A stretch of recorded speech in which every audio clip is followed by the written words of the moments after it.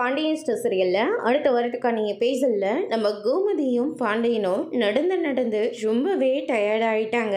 அதனால் ஒரு கோயில் பக்கம் போயிட்டு உட்காந்துக்கிட்டு இருக்காங்க. நடந்து நடந்து கால் வலி எடுத்ததுனால கோமதி இருந்துட்டு காலை அழுத்தி விட்டுட்டு இருக்காங்க. அதுக்கடுத்து தான் பார்த்திங்கன்னா, கோமதி உனக்கு நினைவு இருக்கா, கல்யாணம் ஆன புதுசில் உங்கள் அண்ணனுங்க கிட்டே இருந்து உன்னை காப்பாற்றுறதுக்காக நம்ம இப்படி தான் தங்கம் இடம் இல்லாமல் போக வழி இல்லாமல் இப்படி தான் நடந்துக்கிட்டே இருப்போம் அப்படின்ற மாதிரி சொல்லிக்கிட்டு இருக்காங்க. அதுக்கப்புறம் நம்ம இன்னைக்கு தாங்க இவ்வளோ தூரம் நடந்திருக்கோம் அப்படின்னு சொல்லிட்டு கோமதி சொல்லிக்கிட்டு இருக்காங்க.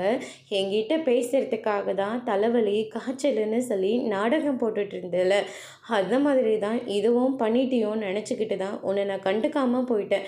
எங்கே போயிட போகிற, நம்மளை விட்டால் இவளுக்கு யார் இருக்கா, இவளை விட்டால் நமக்கு யார் இருக்காங்க அப்படின்ற ஒரு மெதப்பில் நான் இருந்துட்டேன். நான் பண்ணதுக்காக உங்ககிட்ட நான் மன்னிப்பு கேட்டுக்கிறேன் அப்படின்ற மாதிரி பாண்டியன் சொல்கிறாங்க.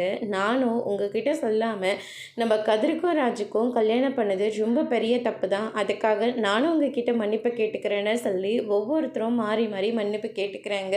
அதோடு இன்னைக்கான ப்ரமோ முடிச்சிருக்காங்க. இனி பாண்டியன் ஸ்டோரில் அடுத்தடுத்து என்னெல்லாம் நடக்க போகுதுன்றதை வெயிட் பண்ணி பார்க்கலாம். தேங்க்யூ.